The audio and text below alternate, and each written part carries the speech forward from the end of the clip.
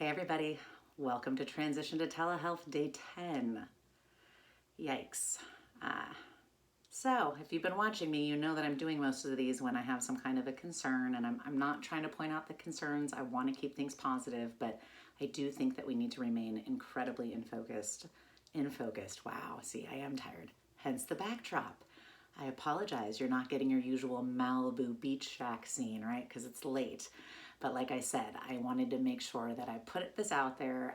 I originally had a commitment to do it every day, and that's clearly not happening. I even might have messed up the order of a couple days. But I think the commitment is now morphing into I'm going to do this when I know there's a concern that I need to potentially address. So not that I need to do it. I am no more well positioned than anyone else right now. We are all going through a lot. Well, I shouldn't say that. Last time I talked about experts.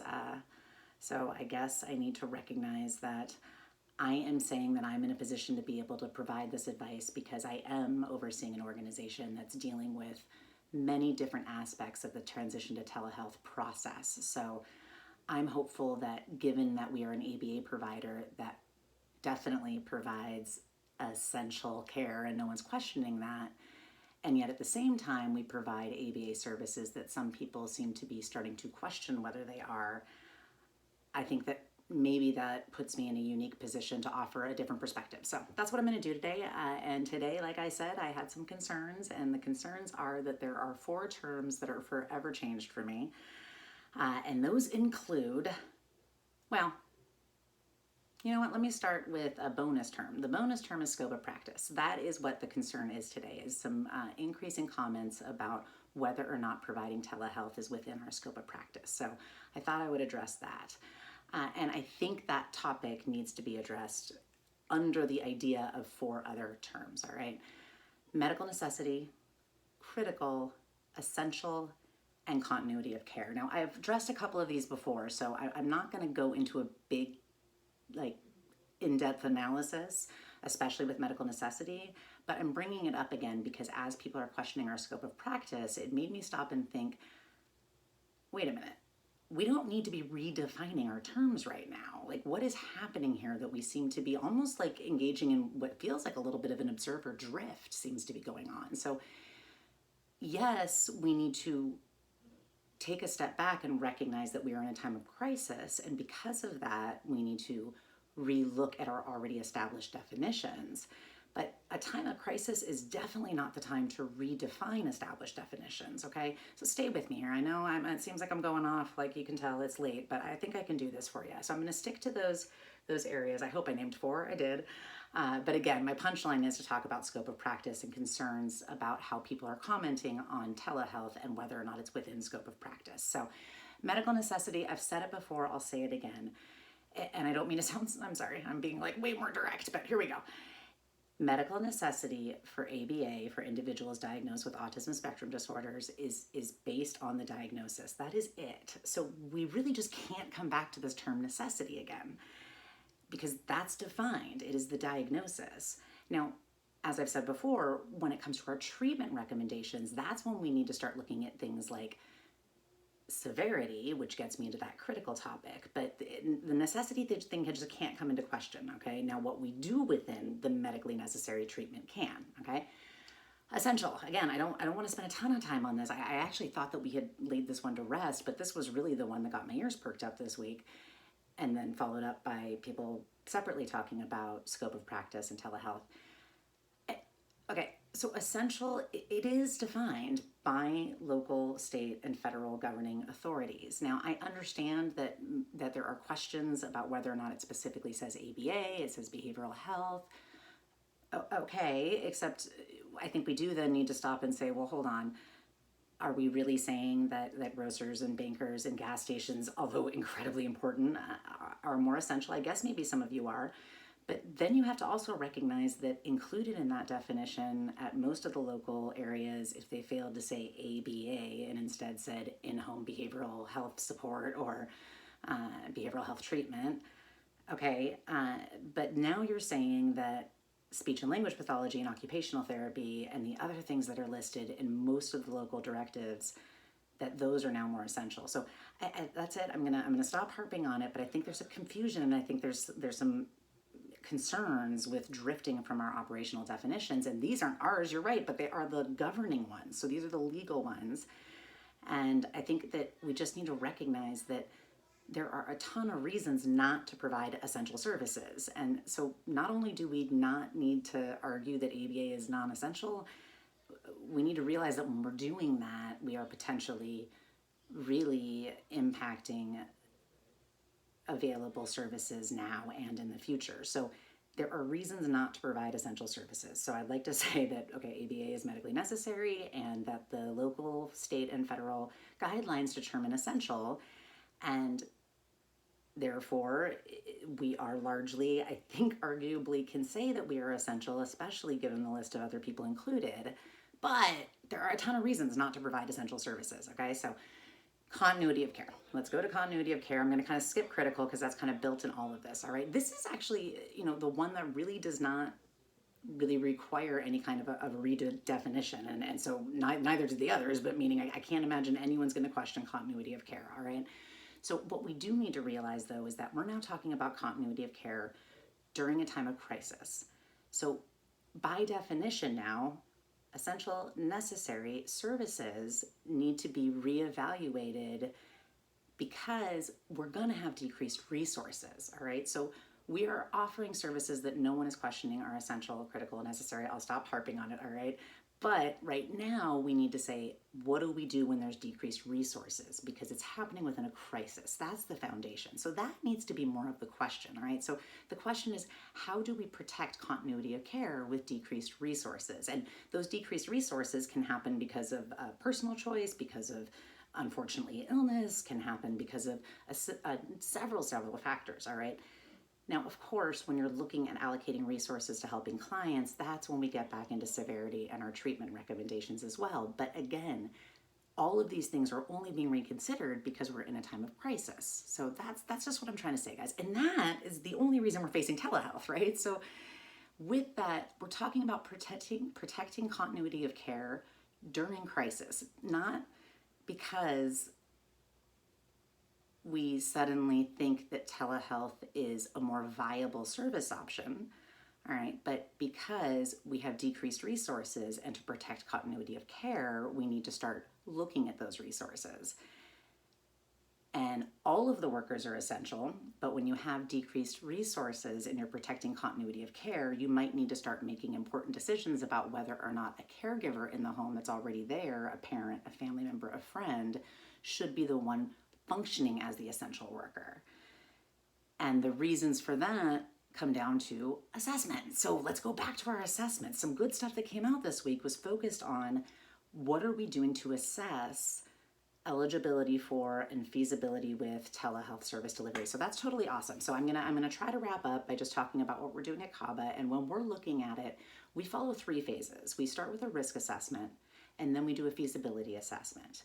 And then we do now what are revised clinical programming assessments. If it's a current client, then we have clinical programming assessments that help us modify the goals that were being done previously in a different format, and going through a range of structured questions to adapt those.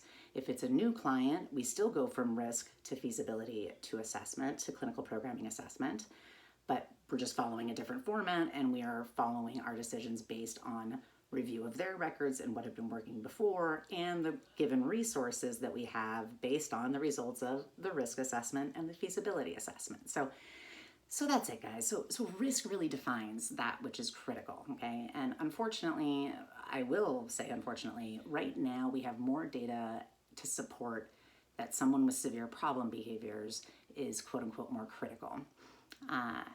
And I'm saying that's unfortunate because I'm not going to go into this. I wanted to make this one brief tonight, but I really hope future researchers are perking their ears up, not future researchers now, are perking their ears up for their future work, because I wish we had more data to show what I believe is going to be potentially really concerning regression for individuals that didn't previously have severe problem behavior, especially individuals with more advanced vocal verbal repertoires, and I'm worried. So those of you who have put services on hold, I hope that you are actively supporting the caregivers to try to collect data and interestingly to try to maybe do some video recordings, which actually can be used under the guise of telehealth. I'll get to that in one more second. So feasibility, I want to touch on that real quick too. There was one article that came out this week and it really influenced kind of a shift in how I'm talking and looking at things. And it was by David Cox and colleagues, an amazing article with a ton of contributions.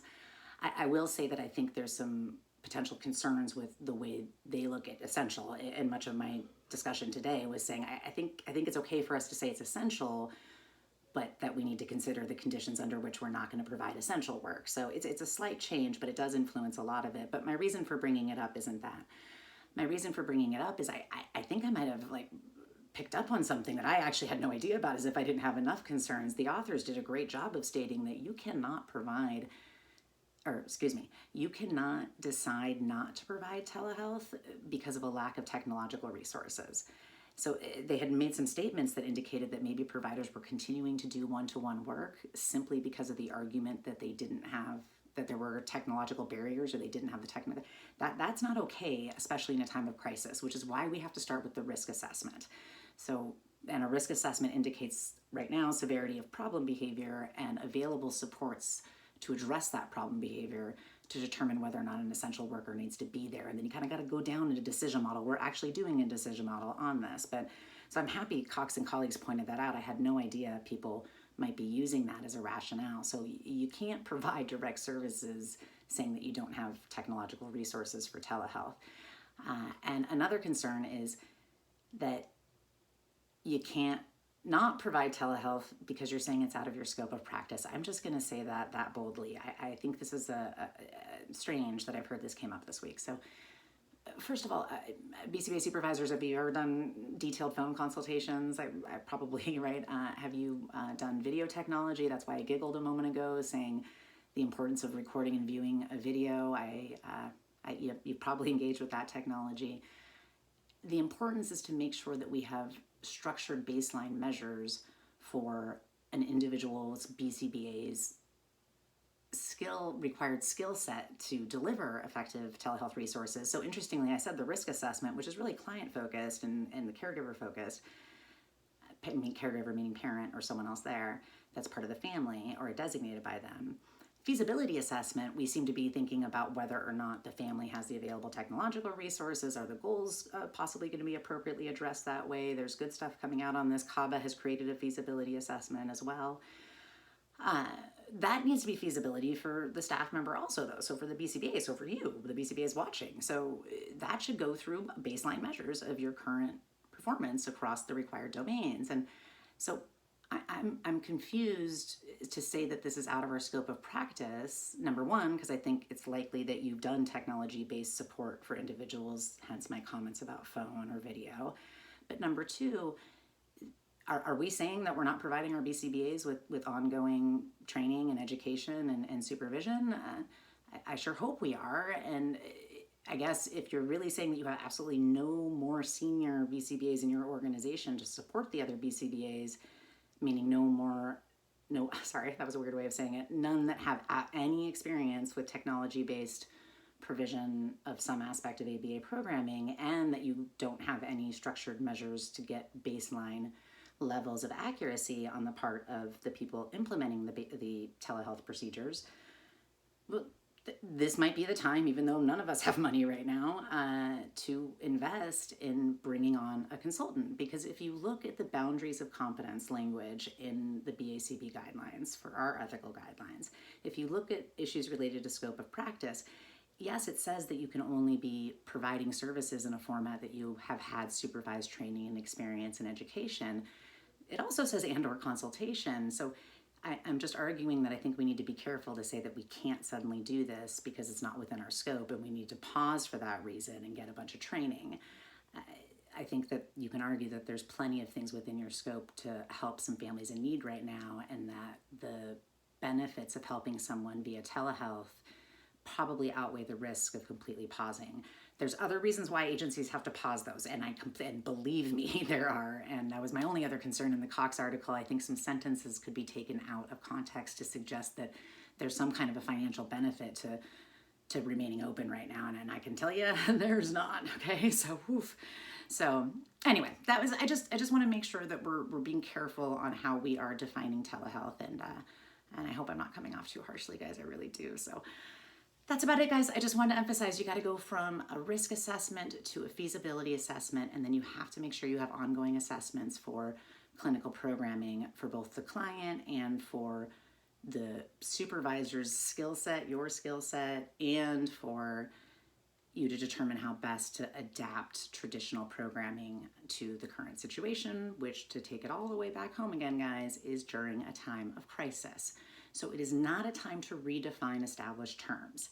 It is a time to redefine our treatment recommendations given the limited resources and our obligation to ensure continuity of care.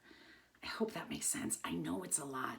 If you liked my more practical ones, I'm happy to do those. I got worried, so I thought I had to put one out like this tonight. So tell me, guys, comment, like, share. Thank you for the support. It's been awesome. It's bringing me some degree of confidence in a time when I'm feeling incredibly insecure. So I thank you guys for that. And let me know. I know I did some on activity schedules and caregiver training and adjusting your clinical programming, and then I started to go down this more kind of bigger picture rabbit hole, but I'm happy to back off of it. But just everyone then just stick to our definitions and I wouldn't have to rant. All right, thanks everyone. Hang in there.